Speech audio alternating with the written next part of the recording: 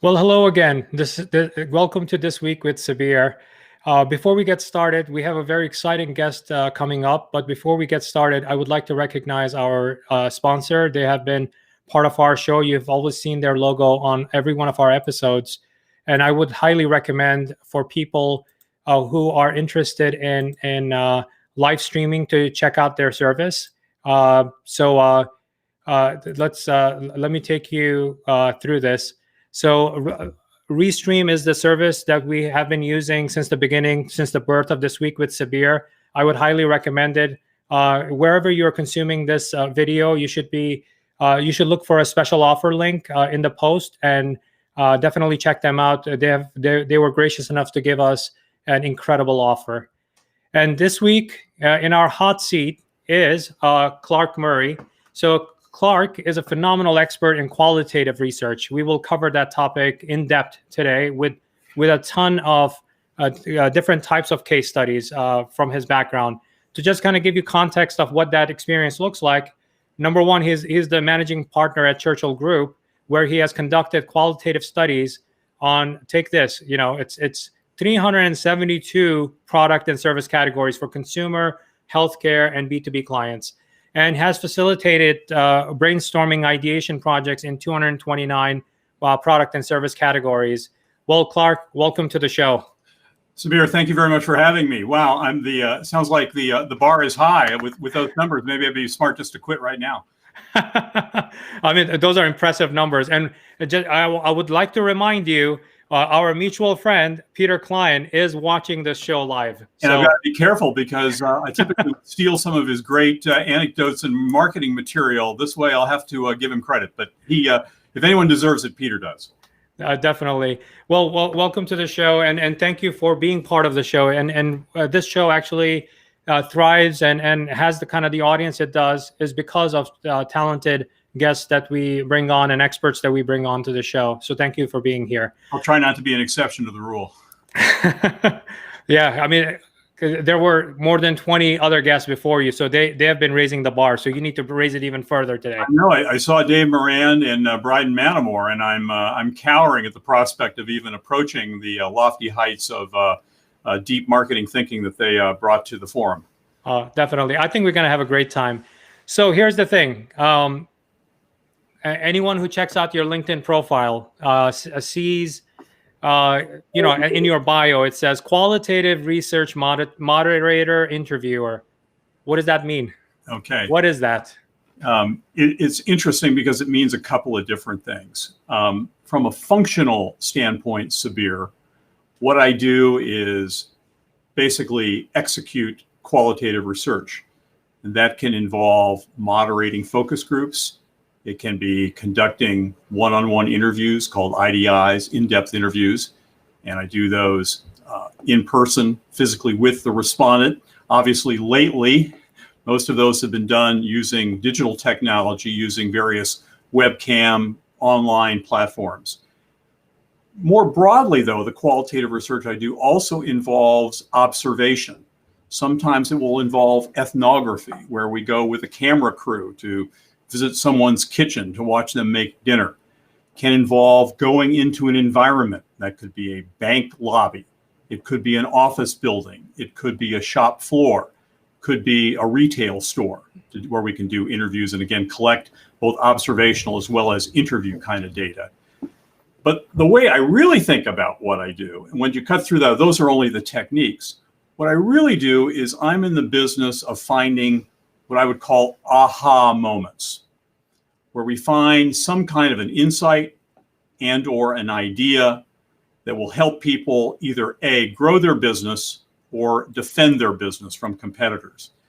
And as we're going through that, we're really looking for things that achieve the formula that I would call RCP. And that's that it's relevant to the customer, it's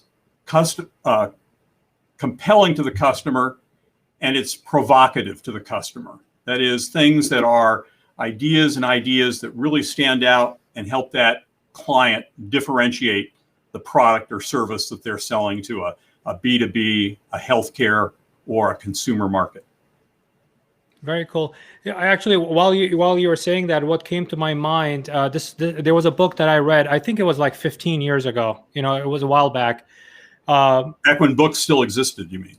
I still read books. I read on average one book a week. Still, sometimes even more than that. You're not working hard enough. No, but the thing is, it relaxes me. Actually, when I'm doing my work, I put on an audiobook on so that I'm listening to it. I'm more of a listener so it has enhanced my listening skills. Right. So my wife appreciates that. So one book that I read was, and I'll share with you kind of what I took from it and the term that came to my mind. When you were giving me that description. There was a book by Paco Underhill called Why. I'm an expert. He's a genius. Yep, called Why We Buy. Yep. Definitely recommend it. You can find it on Amazon. Why We Buy, Paco Underhill, and I think he wrote a sequel to it too. Yep, I really love that book. Really admire him as an expert. Yeah. And what it basically said. The reason I was reading it is I wanted to know how people end up not buying things in stores in retail store settings.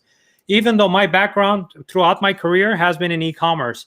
But the thing is, if somebody has written something about human behavior in a shopping environment, I want to read it. I don't care if you're on a cruise ship or if you're in a mall, if you're in a strip mall, if you're in a tiny store, I don't care. It's human behavior. I wanted to learn that to see that I can get ahead of it in e-commerce. So just to make a point before we lose this, is one of the analogies I use with clients, and I'll let you go back to your point, is that in many ways, a lot of the issues and questions and challenges that companies have in selling on Amazon are not dissimilar to the kinds of things that Paco Underhill talked about. A store shelf is not unlike the screen on Amazon in the sense that you're trying to get attention, stand out, be relevant, be differentiating. So a lot of those lessons learned very much apply definitely to an Amazon-dominated world. So let me shut up and let you go. No, one of the other things, actually, that brings up. Let me make my point, and then I'm going to go to another point. Okay. The term that came to mind it was always in my head. It has to do with humans, right? So any kind of behavior when you're studying it, so that touches the qualitative side of our expertise. The thing that we do, at least I do it cursory because of e-commerce, but you do it as a living. That's what you do 24/7. The term is cultural anthropology, right? It's the study of culture, it's study of human behavior, and see in that given a certain context. That context could be Facebook, it could be Amazon, or it could be Macy's retail store that you're in. As long as you understand those things and you actually get ahead of it and you make it easier for the consumer, it's a lot easier for them to kind of decide to go with you than somebody else. And I've come up with this theory. I've mentioned this in other episodes. I call it my uncertainty principle. I might actually write a book eventually. The uncertainty principle, it has to do with... I'll write cover recommendation notes for you without even having a book, I promise, Sabir. So the uncertainty principle, every consumer has thousands of objections for doing anything you want them to do, right? And if you can go through that spectrum of uncertainty and bring them to certainty, they'll fork over their cash, their credit card, however you want to get paid, they'll give it to you because you removed all of those barriers that they had of saying no. It turns into a yes, and it's a journey, and there's a whole method to that madness, and I deploy that in the stuff that I do. And interestingly, what you said earlier, Gary Vaynerchuk, that someone we all admire, Gary V, says that when he was trying to learn at the beginning of this journey, he read and watched the history of TV and radio. Coming from a person who's like a guru of social media, is saying that, listen, I looked at the history of TV and radio to learn from how people behave and what happens and how do you create audiences and so on and so forth. What I needed to do was I needed to speed it up because digital makes it so much easier to do that, So it kind of reminded me of what you just said, that there's a parallel in other industries too, not just the topic we're talking about. Yeah, well, just to build on what you said, it's funny that you mentioned early TV. I think one of the models for much of what we see in media in general today, and you're going to laugh, but I really believe this is true, can be traced back to what people forget was one of the earliest successful programs on TV, which was, believe it or not, professional wrestling. In the early 1950s, mid 1950s, the appeal of professional wrestling on TV was that it was cheap to produce, right? It's in one shot, you only need one camera, and drew fantastic ratings with characters like Gorgeous George and those kind of guys who understood the basic idea of people like drama. There's a good guy and a bad guy, and come back next week and see what's happening. Gee, you don't see any of that in media today. It's exactly the same format. It's just with, more technological bells and whistles. It can be traced to the earliest days of TV and the broadcast of early professional wrestling on, black and white sets with screens this big. Yeah, I think you're on a key theme. I would say that I think you've done your homework, because anyone who knows me knows that besides my love for e-commerce and what I do, my other love is wrestling. And I have plenty of connections in the wrestling world, Actually, one of our earlier guests was Nick Aldis, who's the world champion at NWA on North, NWA, where Ric Flair came from. The guy, woo, that guy. Yeah, and you think those guys did not understand the way media and audiences work? They were intuitive geniuses in understanding that. It's the storytelling, and where you want the guy, the other one guy to, beat the other guy out because what he did to him or his friend or something, it actually happens. You don't have to wait for it, I remember as a kid growing up in LA, Wednesday night from the Olympic Auditorium, and watch it and come back to see who wins on Saturday night. It's the same playbook as reality TV today. And it's still working, and there are so many different organizations now. WWE is at the forefront of it, but there's AEW and so many others. NWA is part of that mix too. So one other thing I just want to dispel before we continue, right? I've seen, and actually, I actually flashed your website here, and I would recommend people to go there and especially look at the bullet points of what qualitative research means. It's not, because typically when we are talking about qualitative or quantitative research, it tends to fall into, let's do focus groups, right? That's every CMO's buzzword, right? Or let's send a survey, right? Either a mail-in survey or SurveyMonkey, something like that. Those are the choices, right? Basically, research means those two things. Just like in my world, it bothers me when people say e-commerce, but the e-commerce to some companies means Amazon, just one thing, right? Or it means Shopify, just direct to consumer. Specifically it's Shopify. It's synonymous. It means just those two things when they say e-commerce, and e-commerce is a lot more than that, a lot more. So from your perspective, like if I and over the years you've seen a lot of specialties come up too in your career, right? In your industry. I mean, there's market researchers, like that's a very popular buzzword kind of a role that you see, that they do market research, right? Yeah. From your perspective, but you have taken a different path, right, over the years. Do you want to shed some light on that? Yeah, couple things. Just one comment on what you said, and this becomes kind of inside the clubhouse marketing. It is very interesting over the past 7 to 10 years, how to some degree, at least in people's titles, the word market research or marketing research. This is a little bit like e-commerce, has become a little less popular and frequently is replaced by customer insights or consumer insights. Mm-hmm. And it's marketing branding. I mean, the tools are, very similar, but it's interesting how, titles come in and out of style. Yes, I would have to say that the theme, Sabir, of my career as a qualitative marketing researcher could probably best be described as, he did everything wrong. How could it turn out so right? When I started out my career, I didn't even know what marketing research was, much less what qualitative marketing research was. I got out of graduate school at Ohio State, where I got my master's degree in journalism. I was going to be a news reporter or a journalist. And I pursued that first at the public radio and television complex at Ohio State, and then got extremely, extremely lucky. It certainly was not skill or ability in any way to get hired on at the NBC affiliate in Columbus, Ohio, which was a cushy place to start. You know, people have to go to, Nowheresville, South Dakota, typically. Here, I was starting in a top 30 market. Again, pure luck, just pure luck. And I did that for 3 years and learned a lot, covered a lot of stories.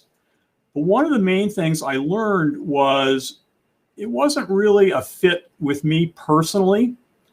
And people ask me why that was the case. And I say that I think what kind of got to me in the end was it was a fundamentally, this is my personal opinion, kind of a negative occupation, in that you succeed in that by kind of bringing people down.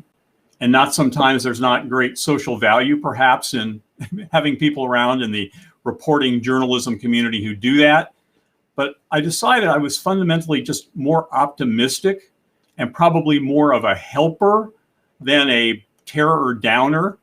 I remember, not to get into too deep of a story, I was covering a public figure, a politician, who I had met a number of times and had always had good interactions with, positive and pleasant.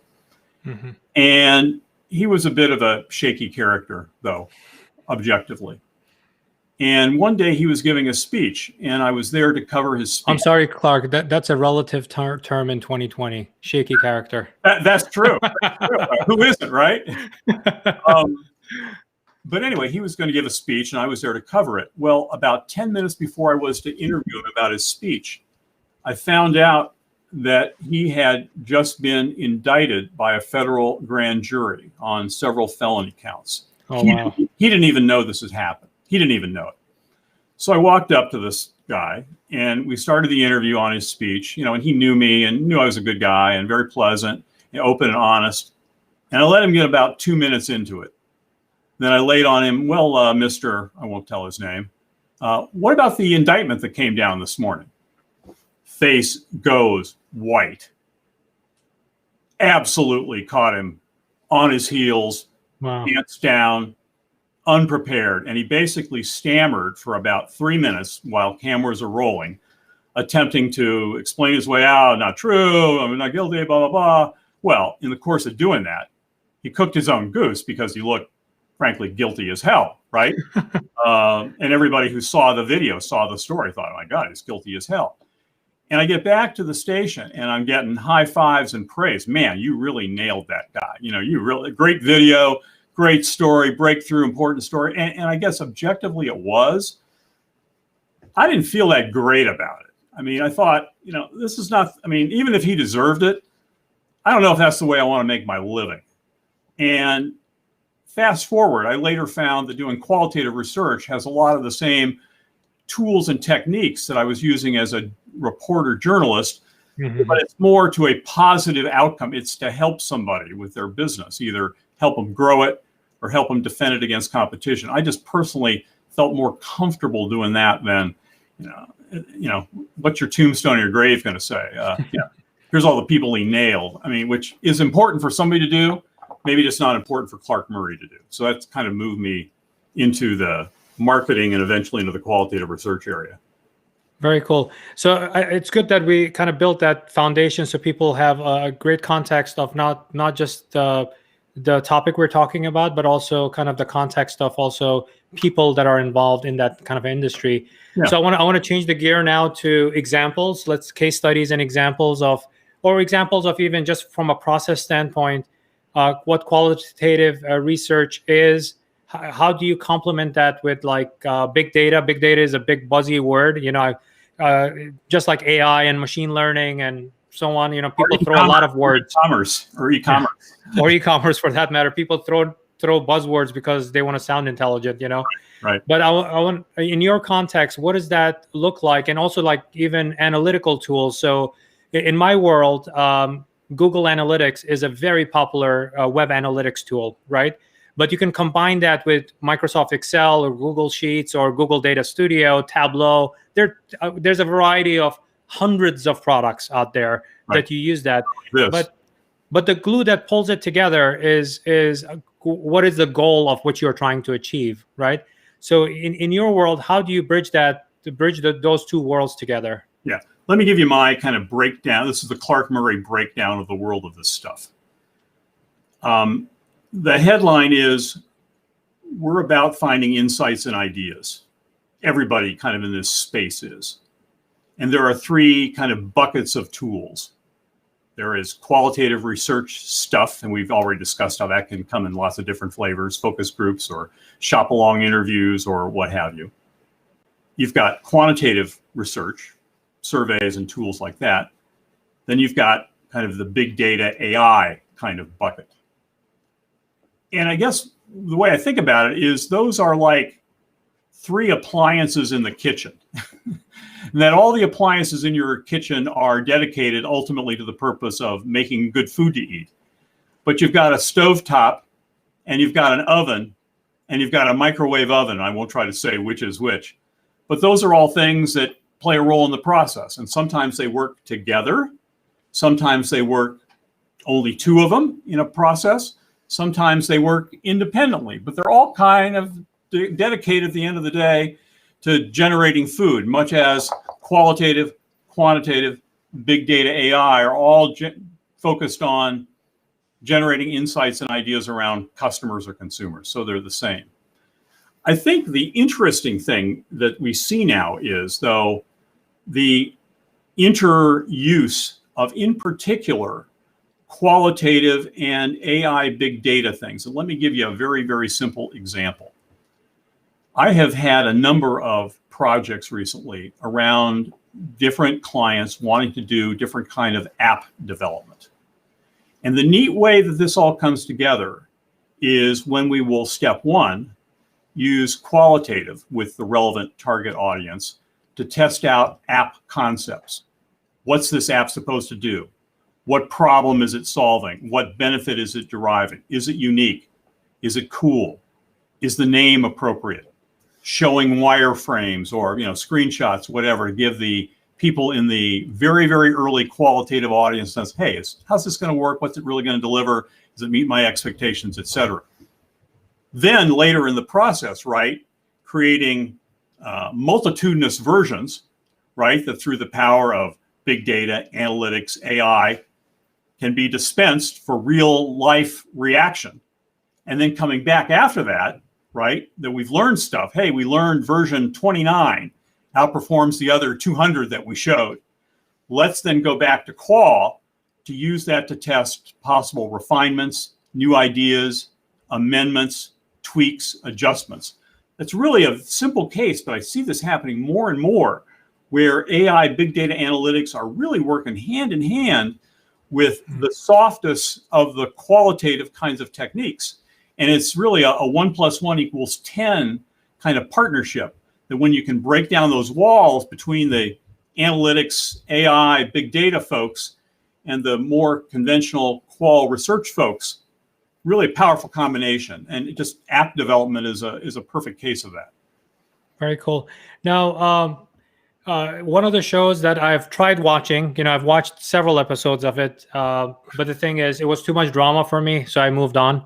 I didn't finish it. Not saying that I don't like the show. It's just that I don't have enough time. Is Mad Men. When you can see the birth of a lot of interesting things in that show, and what happened, right? So you see a focus group, and that's the context a lot of people have of what focus groups look like in a kind of at least Hollywood version of it, yeah. Right? And the one-way mirror looks like an FBI investigation, interrogation. By the way, on that, one of the considerations I have in my tool set is there are, and these are well documented and researched in the professional literature, techniques of interviewing that are used by police and the FBI that are sometimes used in a polite, softened way in qualitative research, because they're proven ways of extracting information. We look for all kinds of tricks and techniques. We'll steal ideas from anybody. in order to learn ways to get people talking about the right things. Go ahead. I'm sorry, I distracted. So my thought on that, the question I had was, when you see that, and I know that was a while ago, right? And now you're seeing with the advent of all these amazing tools that exist, right? Amazing tools and more information doesn't really mean that you're in a better place. It just means too much information, possibly. Because I don't know about you, Clark. I don't see librarians driving Ferraris, because all the books are there. They would have been super geniuses in the world, and then they would have made a ton of money from it. I don't see that. See professional wrestlers driving Ferraris, I think. Yeah. So from that time to what we have now, how has tools like, you mentioned big data and analytics and AI. How has that helped? Take that sort of a scene from Mad Men, and if I were to reshoot that in any agency, pick your agency, in 2020, what would be different about it? Well, a couple things. First, I have to report that sometimes you would see things quite similar to what you saw on Mad Men. I've never seen focus groups with the drinking going on in the same way. And cigarettes.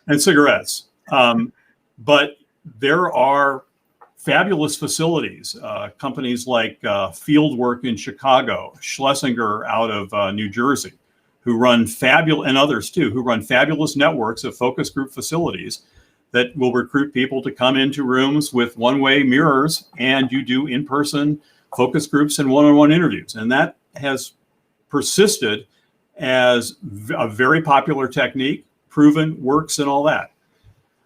It's interesting, one of the biggest innovations has been, and this has been a long while coming, and I guess for our business is a kind of a fortunate good thing to emerge out of COVID, has been the emergence of the use of webcam online platforms.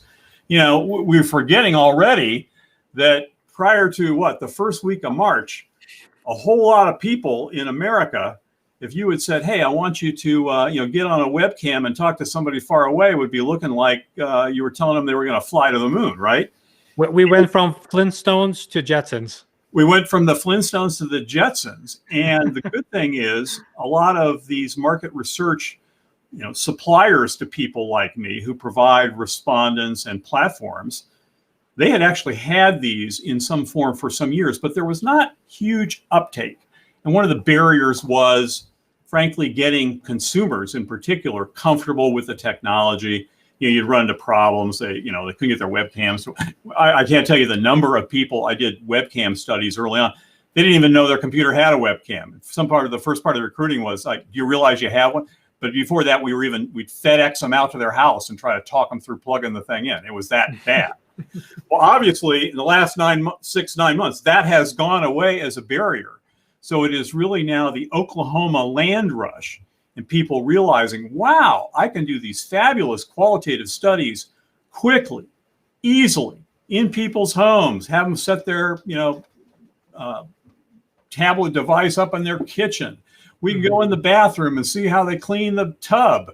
Wow. So we don't have to go to a facility, although going to a facility often has, value, and there are times when that's still the right answer. But yeah, I'd say the biggest thing has just been this explosion in public understanding, acceptance, and comfortability with the use of the webcam, and hence the online webcam marketing research platform for qualitative research. It has been explosive. Yeah, it's funny. You brought up the pandemic, right? Just before March, you would never ever see a CNN reporter's home. That's right. Or even any politician's home. And now it's okay. The camera is on. They're doing their interview. They're sitting in their basement, or they're sitting in their living room, and they're doing their interview. And it's okay. You could do it. It's funny. One of the guests that we had early on was Matt Higgins of RSC Ventures, right? Huh. And he says that, what fundamentally has changed is the kind of, even the business person, professionals' behavior, right? Do I really need to get on a plane in order to go to XYZ destination to have this meeting? Or can I have 5 meetings back to back sitting at the comfort of my office or home? And I can go to a meeting in France and Kansas City and Indiana and South America and Japan, all in a day's work. I could do that without having to, and because people, it's not just the US, it's all 7 billion of us, right. and wherever internet and webcam and stuff like that is available, which is on every phone now. Let me tell you one thing that has been talked about less for qualitative, but has been a huge gold star boost. Traditionally, one of the challenges in qualitative, if you're a entrepreneur or in a narrow niche kind of a product where there are not a lot, just to the absolute number of customers, it's low incidence. This is true, by the way, for a number of very critical pharmaceutical categories where there are, diseases that are possibly catastrophic, but they're narrow. Not a lot of people get them. Rare diseases, yep. Right, rare, but terrible if you have them, right? Yep. One of the great things about the use of online webcam platforms is every recruit all of a sudden is national or international. Mm-hmm. We can scour all 50 states to find somebody who has XYZ or somebody who buys in ABC category, because we don't need to get them in New York, Chicago, LA, Denver, Phoenix, Atlanta, kind of like we used to. Now, if they're in, Kokomo, Indiana, or Upper Bulls Ear, Montana, they got a decent, web connection. Hey, let's interview them. And it's a tremendous opportunity opener, especially for entrepreneurs who may have kind of narrow categories where it'd be hard to get 50 people in Chicago because we just wouldn't know how to find them. Now, or 50 best people. Exactly. Not just 50 people, but 50 best people that would be the best candidates for XYZ, whatever you're trying to do. They can be in Cucamonga or Schenectady or wherever, and we'll find them. Or it could be an American vacationing or living out of Bali. Doesn't have to be, doesn't have to be physically here in these United States, The other thing is they can also be really busy that day. They're going to be out at, back when COVID's over and they actually are traveling and going someplace. I've got one today. There's a guy who I wanted to interview on a very specific B2B subject. We should talk about B2B because that's a whole other area of qualitative. But this was a hard to get guy. And I could never have done a physical interview with him because I couldn't get him. He's on the road all the time. And he's actually going to be on vacation. But he said, hey, I've got an hour after breakfast. We can do our webcam interview then. Great. If we were dependent on face-to-face, I'd be chasing this guy down for 6 months. And it's just it's interesting how a relatively simple technology like the webcam, that people who are, technologically sophisticated would laugh that I'm talking that this is some innovative thing, but it has been transformational. It's not just the technology. It's the comfortability of the general public in particular with feeling they can use it. It's not going to screw up. They're not going to look stupid. And it's been since March unbelievably different and a great thing. Yeah, just the use of the popular app Zoom has gone from I think 10 million active users per month to well over 200 million. There you go. That's another testament, considering Zoom was not the choice in corporate America. Corporate America went with other platforms like Google Meet or Meetup, or WebEx. Google Meet or WebEx for that matter. WebEx is another very popular one. Yeah. But it seems like during this period, what people selected, people's choice was Zoom. Well, a weird side effect of that, can I tell you? I have for years wondered in B2B qualitative interviews. Mm-hmm. I've always been struck by what I felt was kind of the underuse of WebEx. I was always surprised that a lot of people still wanted to do B2B qualitative interviews. The clients, they'd want to do it over the phone. I'm like, that's okay, but we can see each other and I can show you stuff. Like, what? Didn't really do it. That because of I think that they're home on the weekends doing Zoom with their family and friends have figured out, maybe I ought to start using turning my camera on at work. And we've seen much more video being used in B2B. Now, before there was no excuse other than I guess people just didn't want to do it. But that has changed too, which I think results in better interviews. A, because you can see them, but also most importantly, because you can now show them stimulus, which is adds to an interview versus just talking on the phone. Fabulous. So now I'm going to ask you things that pertain to my industry and people who follow me, right? Okay. E-commerce. Okay. How does qualitative research, and what does it really mean if you are an Amazon business or you are or you're a Shopify business, meaning that your products are not sold through traditional channels, not Costco, not Target, not Macy's, and not in retail at all. You're completely a digital-only brand, right? What does that mean in the world of e-commerce with Amazon and Shopify? Yeah. The first thing is to understand that the basic challenge, that is, whether you're selling through a convenience store or Spotify, is that you have to have a value proposition that your consumer sees as relevant, differentiating, and compelling. As you said before, people have got a lot of other things to do. There are a lot of barriers to them picking your brand, your product, your service. Money, time, distraction, right? All the forces conspire to make people not want to naturally give Sabir and his product money. The way to break through that, right, is the formula of a value proposition that to that person is relevant, which means you fit into their lives easily and neatly and seamlessly. Differentiating, they pick you over the umpteen choices they might have.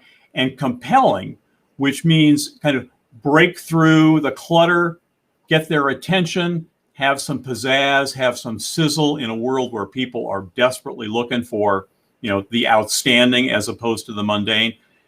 Those basic challenges, although they come in a little bit of a different flavor in a Spotify or an Amazon or what have you, those are still relevant. And so all the basic work there is the same. It's just like another channel that the product's being sold for. The other thing is that there are some unique challenges, and this is kind of the Paco Underhill meets the digital age.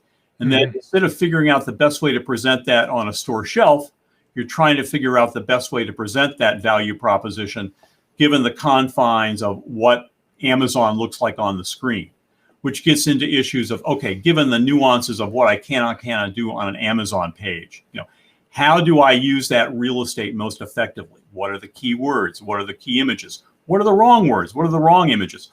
What is my competition doing in Amazon? Many of the issues are the same. The content is different, just given the unique challenges of selling in a digital-only channel. But a lot of the qualitative research questions are very, very, very similar. And I think smart digital channel marketers are saying, hey, there are some parallels here. It's like the old professional wrestling gave us clues to what modern media should be like. I can steal some pages from the Paco Underhill playbook and adapt them and modifying to selling successfully through digital channels.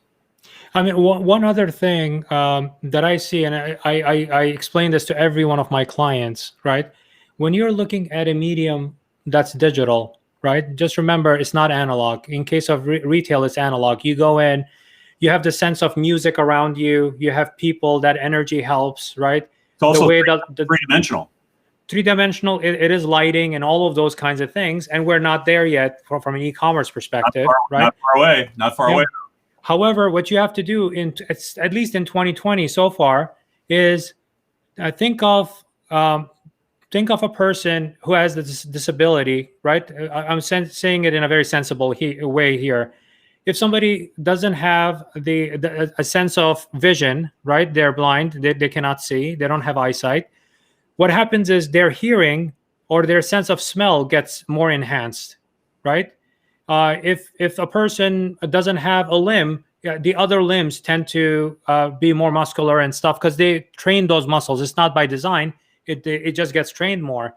So when you think of that example, you have to think about e-commerce and digital and social in that sense. I don't have the sense of smell when it's digital, right? I don't have it right today. I don't have that. I don't have the sense of feel. If it's a fabric you want me to feel, I cannot feel it in e-commerce. It's something that's a great benefit in a retail store. In order to replace that, what you have to do is you have to over-index on visuals, right? So the visual aspect, your eye needs to consume that information, and you have to hear words like if there's a video that the founder is talking about his inspiration for creating this garment, for example. That's how it's enhancing those kind of the qualitative aspect of that merchandise, right? So the person is telling you what was the inspiration, and the video and the audio and also the photos and the customer testimonials is helping you get to that decision, because it's removing that uncertainty of smell. Because if you can see the success of Grubhub, Seamless, I cannot smell the food. I can see the food on the picture of it and go like, oh, I like this. Let me order it. Let me try it out. Let me give you a build on exactly what you're saying. Is I think the really smart digital marketer also understands that while all that's going on, right, and people do adapt and they learn to buy a little bit differently in the way the process, it's all process change. The other thing is, I think that there are fundamental, and it's not merely generational, it's people getting trained differently. The skill set, the process, the capabilities of the customers or consumers are getting different.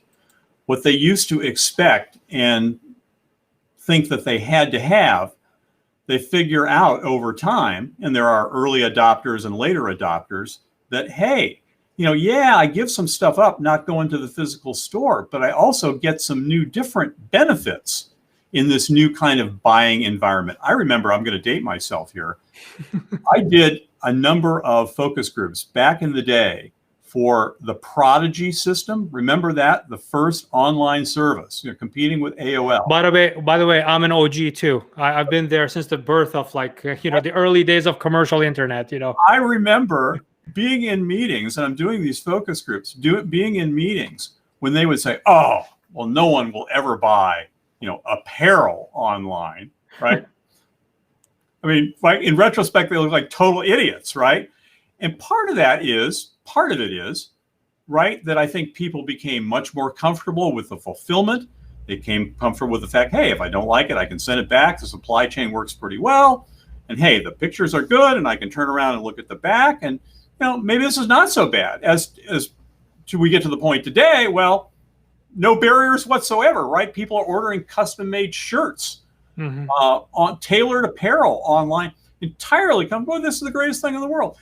And that's part that the technology, the presentation has gotten so much, the systems have gotten better, but also the consumers have gotten better and different at dealing with that stuff, because they've seen on balance, the benefits are good. Hey, now I can look at 50 different things.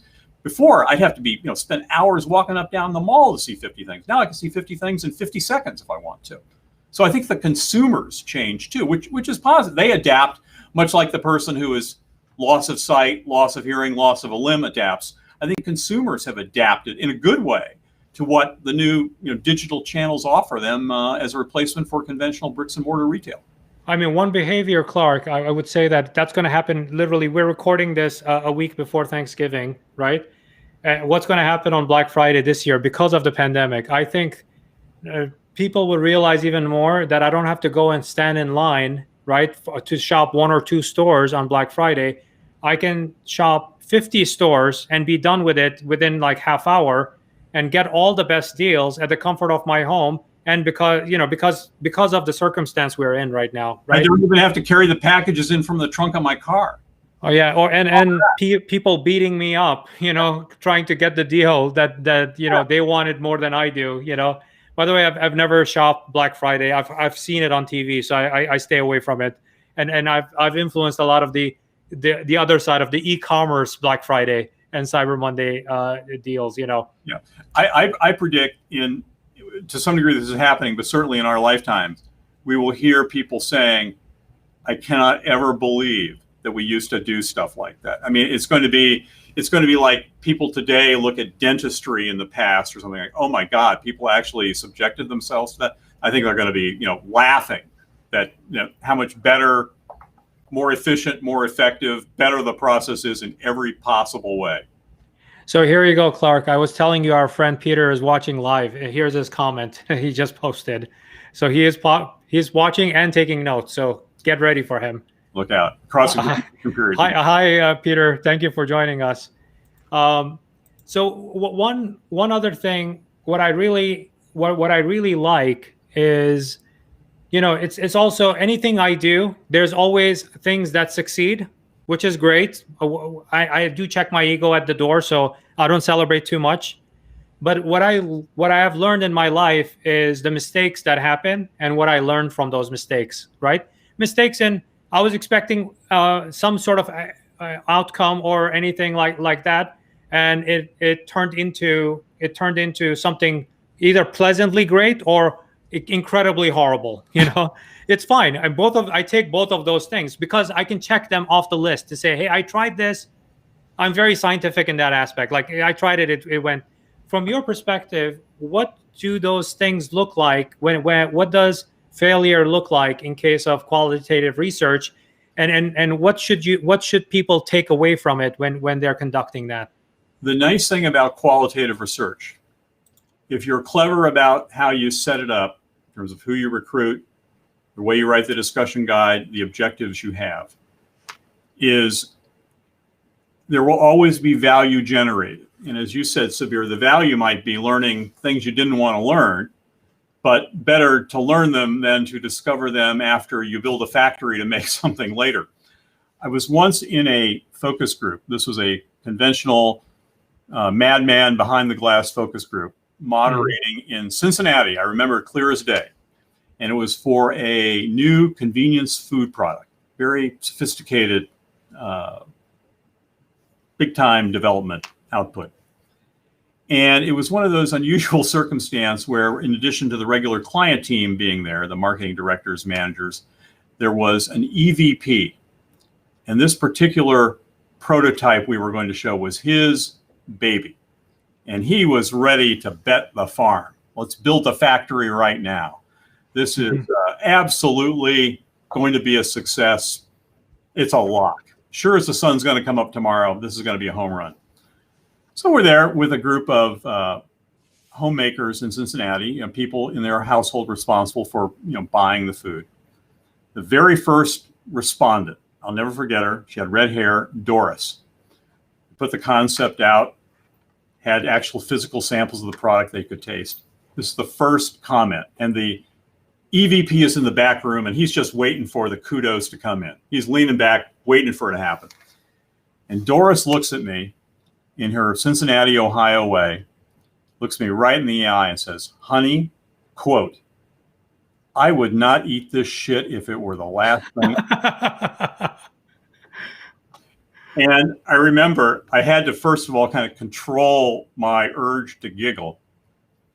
But I paused for a moment to kind of let that statement sink in, because I could tell there was crying breaking out in the back room. And I paused and I went back and said, now, Doris, do you really mean that? The last thing on earth? And she proceeded then to give 3 minutes of very, very thoughtful commentary. Reasons 1, 2, 3, 4, 5, 6, 7, 8, 9, 10, all very thoughtful of why she would, in fact, never eat this shit if it were the last thing on earth, and gave remarkably prescient comments about the way others would later react. Now, obviously, this EVP client did not want to hear this, but it might have been, the best. That study was probably the best $25,000 he ever spent, because it saved him from being like $25 million mistake. $75 million mistake. In retrospect, so it's like, even when it turns out not right, the world's doing you a favor. No, when actually that brings up an interesting point. Because I see this with almost every client, right? Somebody's ego is not in check, right? And that person, because the way you create whether it's a qualitative research or quantitative research, especially in surveys or big data, it's the interpretation of the data. It's the way you're posing the question in the survey to almost make the person say yes. So you're not really asking a question. There's a tremendous bias built into that question or the context of that question? That's if it's not a good question, not asked right. One of the most powerful things. No, it might be intentional. That's the problem with it. In that example, you just biased that I want this thing to succeed. Yes. Instead of making a $25,000 investment to find out that I don't want to make $100 million mistake, right? Some people would go like, okay, you know what? That test was wrong. Or they would actually position the test in a way that works in their favor to make them look like they're geniuses. Certainly, you're not suggesting that personal gain in any way influences the way decisions are made. Absolutely, I am. Sabir, you're touching on a great subject because, frankly, as the hired qualitative researcher, one of my jobs is doing everything I can to make sure that monkey business is not allowed to happen, and make sure that my report reflects reality. And I will say one neat thing about qualitative is because often your output includes a lot of quotations, and those can be quotations captured in a PowerPoint. They can be a quotation in an illustrative summary video you show. They're testimony, they're evidence. And there is an interesting effect, I think, that is when you have compelling quotations from the equivalent of a Doris in Cincinnati, who very thoughtfully dissects, either concluding it's a good idea or a bad idea or whatever she concludes. That is very powerful stuff because clients often find that very approachable, very relatable, very understandable. Sometimes that the quantitative information, a little hard, is it a 17 or a 35? But if you have someone say, this is a transformative idea for me, I am extremely excited about this, 1, 2, 3, 4, 5, here are my reasons why. That's compelling in its own way, at least, as a basis for proceeding. Or it can be, as in the case of a Doris, a killer. But that's an interesting thing about qualitative because the output is so relatable in human terms because it's usually words or observations. It's things that they're saying or doing. That has a lot of power in a good way, I think. Very cool. Now, everything we're discussing, the number I shared from your bio, right? The 372 products and services, right? And so many incredible amount of brainstorming and so on. I was counting them up, more than 1,000 studies over about. There you go. Which is pretty scary when I think about it. Yeah. So if I look at that pie chart, does it mean that it's 100% of Fortune 100 companies, or no? As an entrepreneur, if I have one product that I've created, over the past 3 years, or I'm a Shark Tank entrepreneur, I'm an Amazon entrepreneur, I'm a small business owner. Does qualitative research apply to me in my business, or do I need to have a gigantic budget to just conduct these kind of studies? You really don't. In fact, qualitative is in some ways the most approachable of all because you can do little things and you can get clever. I mean, most entrepreneurs, even though they don't know it, are kind of spontaneously, they're doing qualitative all the time anyway, and that they have ideas, they're showing them to friends and family and neighbors. What do you think? They're showing them down the hallway. And that's kind of a primitive form of qualitative, what do you think? They show ideas to their friend. You got to get calls all Here's my tomato sauce, try it. Yeah, too salty, is it okay? Too much tomato, whatever. Which is really, primitive but often useful qualitative. But if you want to get more sophisticated about it, there are things that entrepreneurs, those in pre-launch mode, can do. In particularly, finding clever ways to recruit people affordably. Again, the webcam, you don't have to have a fancy facility to do a lot of things, or you can have them in a conference room as opposed to the Don Draper one-way glass. I did a study recently for a municipal water utility, and they have a marketing budget that's like this big. And we figured out a way by using their own offices, by using some of their customers, to get them to come in basically for almost nothing. We were able to do a pretty sophisticated qualitative in-person focus group study. This was back in February. So I guess my headline is there are clever things you can do as an entrepreneur or a smaller business to get the benefits of at least some of qualitative. It doesn't have to be a Procter & Gamble, Coke, Pepsi, Amazon, Google, Microsoft type, Fortune 100 enterprise.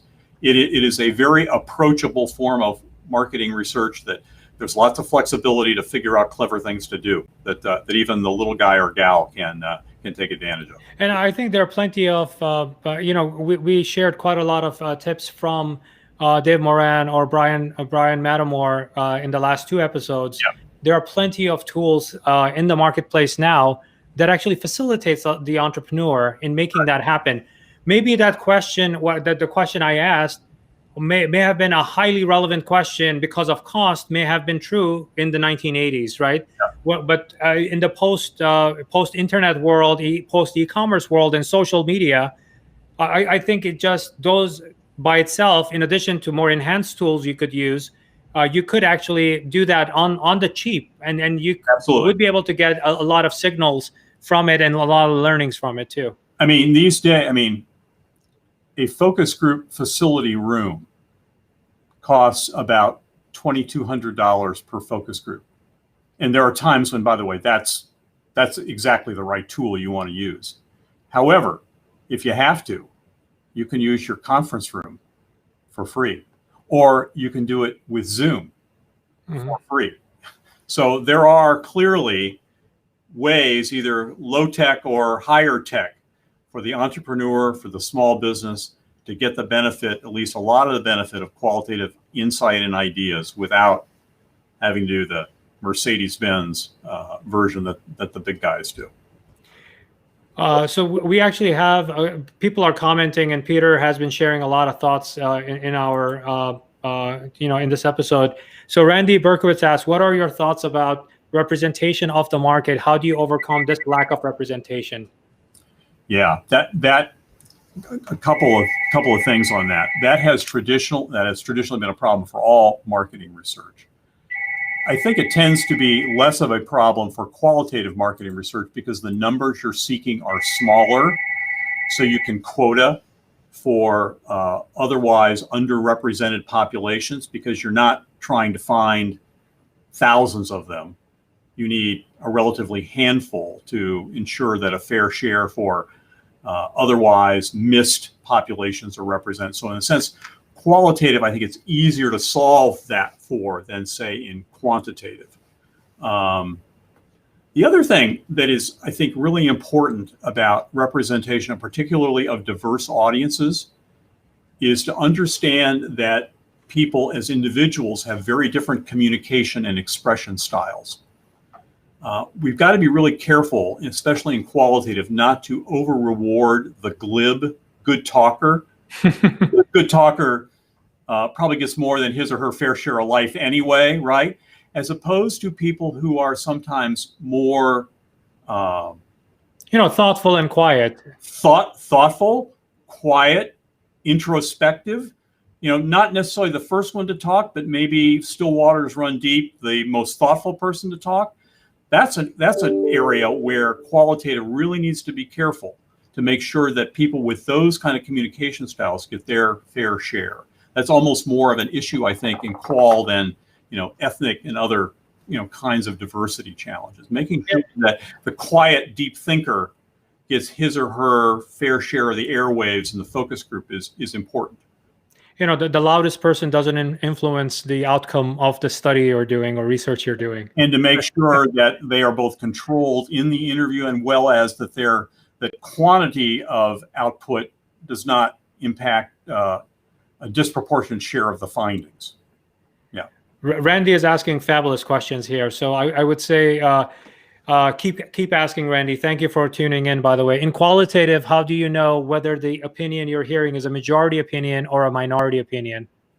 Well, my argument on that would be a lot of the times you shouldn't care, because the point of the qualitative is to explore what is the universe of opinions on the subject, with the hope being to be able to construct a model or alternative models of groups of customers who think this way, that way, or the other way. It's not to say this is the primary way, this is the minority way. That's a quantitative question. Certainly we can get clues on that, right? Not because of the number of people who say it, but the strength of the logic of what appears to be the majority view. But I think the real role of qualitative is to get the spectrum of say reactions to a new product idea, as opposed to be able to come out and say, well, this one is 70%, this one's 30%. To me, that's inherently a quant, not a qual question. Very cool. Given the 1,000, you corrected me. I said 372. You said it's like 1,000 different. 372 categories. 1,000 projects. More than 1,000 projects, because some have, unfortunately, sometimes I do a good job and the client in the same category invites me back to do more than one. That hurts my count on the number of categories. You should use the other number too. I'll take the business. Yeah. Yeah, you're using the quality side of things. You need to put some quantity on that too. Thanks for the tip. But I bet you have talked among the reason I bring up that 1,000 projects is because you've spoken to millions of people, and there are, when you speak to over a million people in person, focus groups, and so on and so forth, I'm sure that you have come across different types of characters. Any moments that like really top 3 moments, top 1 moment that comes to mind that's like always stuck with you? There have been so many. Let me just recall a few. One I remember was in Phoenix, Arizona, and it was a project about snack foods. And these were one-on-one interviews. And the hostess at the focus group facility comes in, because she was bringing the respondents in and ushering them in and out, comes in and says, "Clark, I got to tell you, this next guy in the lobby, he's a real clown."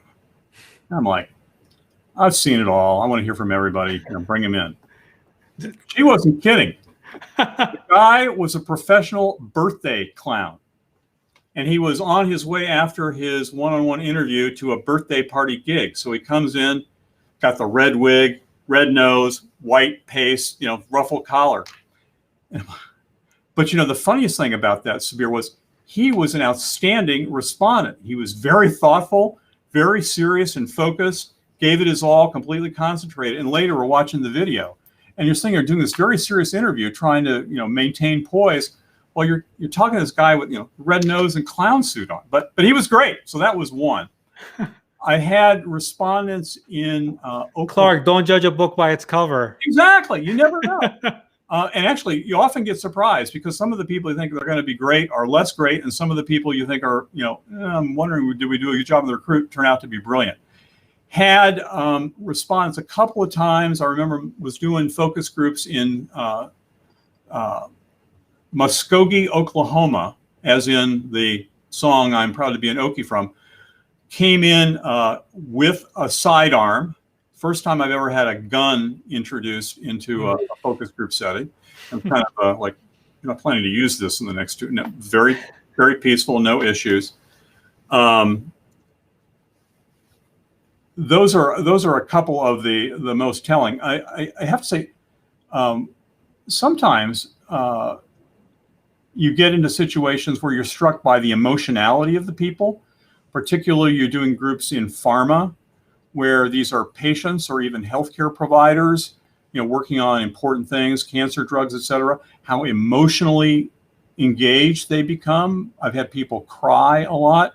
And then a group that, on a more lighthearted note, that's always sure to be interesting and provocative in a positive way, are any kind of pet owners. Mm-hmm. If you do focus group with cat owners, for example, you need to always leave room at the beginning for them to, they always want to show their cats. The pictures. I don't have a photo of my cat, but it's a ragdoll. It's a ragdoll kitten. That's what I have. I'll keep you on the list next time. We're going to do cat owners in particular want to show everybody else in the focus group pictures of their cats, which you let them do, because you want to get some bonding and energy. But like I said, there are a million stories in the naked city, and being a focus group qualitative researcher, you get to see a lot of them. It's kind of like being a police officer or like being a news reporter. You get to see there's some amazing things out there. Most of them are pretty good. So Peter, just before I ask my final question, okay. Peter just made a comment. I'm going to share this comment, and I'm going to ask you this question, because you're doing something different here with my show. So this is what Peter said, So thank you, Peter, for that comment. Now I have to start dressing up. So you're wearing a necktie. Yeah. This is pretty much unusual for This Week with Sabir. We're very casual and relaxed environment. Any particular reason you're doing that? And now Peter is saying that you're the best dressed on the show now. Do you know how much pressure it puts on all the other guests that are going to follow you now? No, none was. There are three reasons I do it, Sabir. Number one is I have a large collection of neckties. I think I have more than 100, and I've got to get some return on investment. The second reason, though, is I was wearing a tie, so I like to wear them. But I was wearing one a couple years ago when I was doing a study in the area of consumer credit for lower income people who rely on alternative sources of credit, things like payday loans, pawn shops. And I had a jacket and a tie on. And afterward, one of the respondents, charming gentleman, came up to me and said, I just wanted you to know how I felt respected that you dressed up a little bit to interview me.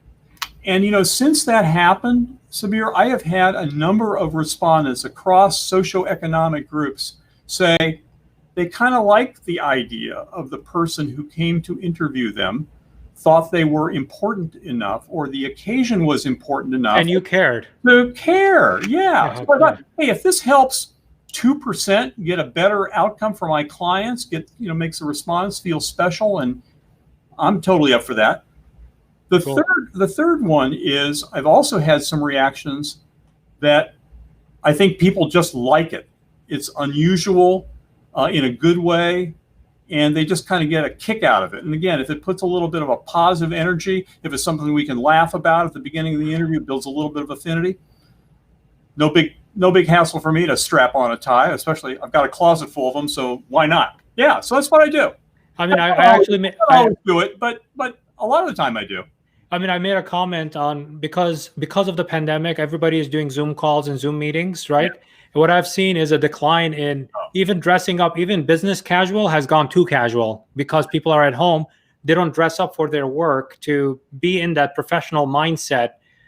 So even this, to me, it's at least I decided to put this on in the morning. I've been on calls where people are coming in their pajamas. First of all, they don't turn on their camera. I know that they're in their pajamas then. And when they do, you see that they didn't put on, it was just a t-shirt or an A-shirt they were wearing. But this is a business meeting. So that's, to me, I think it's gotten worse because of Zoom and people working from home. And to me, the whole thing is about, I want to build the greatest affinity with and create the best experience for our respondents, because this is expensive, right? We're paying money. Clients are paying money to do this qualitative research. So we want to have the respondents everything possible done to make them happy, affirmed, feel respected, because we're counting on them to give us some good insights and ideas. And if me wearing a tie or doing anything else can help, I'm all up for that. Plus, It's kind of fun. So let me ask you the biggest question, right? What is your number one? I mean, you've shared so much with us during this interview. What is your number $100,000 expert insight into qualitative research?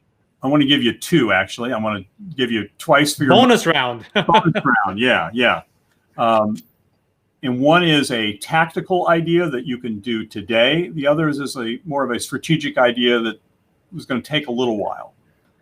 The tactical idea is that, and start doing this tomorrow morning, on your to-do list, whether that's written on a legal pad, written on a mobile device screen, however you have it, most people have a to-do list.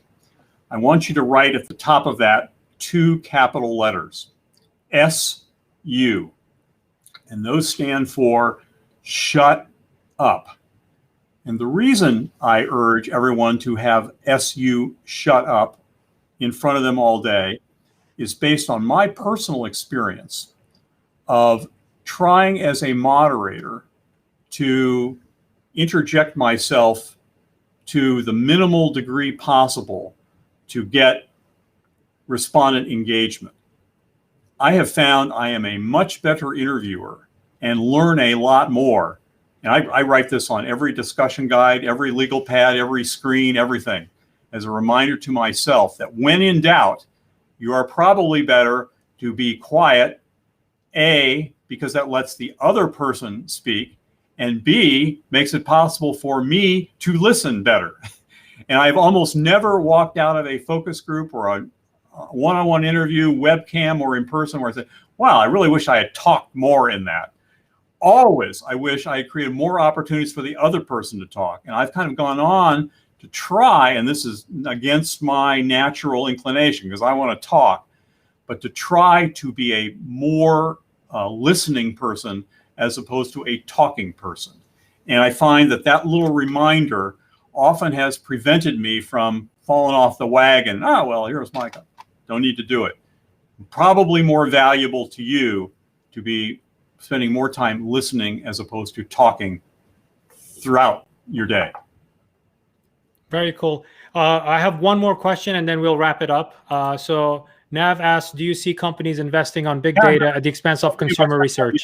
Don't I give you my second idea? Oh, go for it. Okay, my second idea is everybody ought to start what I would call a T-squared customer panel. And T-squared stands for tyrannical troublemaker. You want to have a group of people who buy your category of product or services who have said no, no, no to your brand, your offering, your product. And you want to build this out and engage with them on a regular basis. And you want them to tell you all the reasons they say no, they turn you down, they reject you in painful detail, like Doris in Cincinnati. Because most people don't want to hear that, and it is a huge strategic advantage to have a T-squared panel of customers who you can recruit, go to time and time and time again, knowing that these are the people who are the truth tellers. They're going to give it to you right between the eyes. And that is, even if you decide not to listen to what they say, if you listen to 5% of what they say, take the good, leave the chaff, enormously useful for any kind of business, old school or digitally based. A T-squared panel. T-squared panel. That's incredible. I like the naysayers, right? And that's a really wise recommendation there. So let's take this one last question, and then we'll call it a day. Do you see companies investing on big data at the expense of consumer research? Yeah, it's very interesting.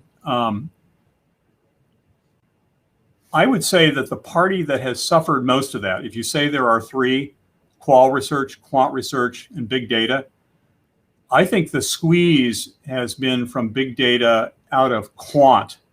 Qual has, to my observation, remained, if anything, remained or grown because there's some natural complements between it and big data analytics. Those are also more different and they complement each other more. I have seen, and I don't know what the data is on this, but I would not be surprised if there is some that suggests the increasing investment and focus on big data analytics, AI stuff, has mostly taken a bite out of the hide of conventional quant. Okay, very cool. Well, Clark, thank you so much. Thank you for spending the time with us and sharing your thoughts and insights into qualitative research. And thank you to the audience that joined us and asked a tremendous amount of questions. Everyone from Randy to Peter to Larry, everyone and Michael that participated in this discussion also with their thoughts as we went through. So thank you for being here, and thank you, audience, for joining us. Sabir, it's been a pleasure. Thank you for the opportunity. Thank you. All right. See you guys. We are taking a quick break for Thanksgiving, but we are back in December with new episodes. So definitely decide to tune in. Thank you.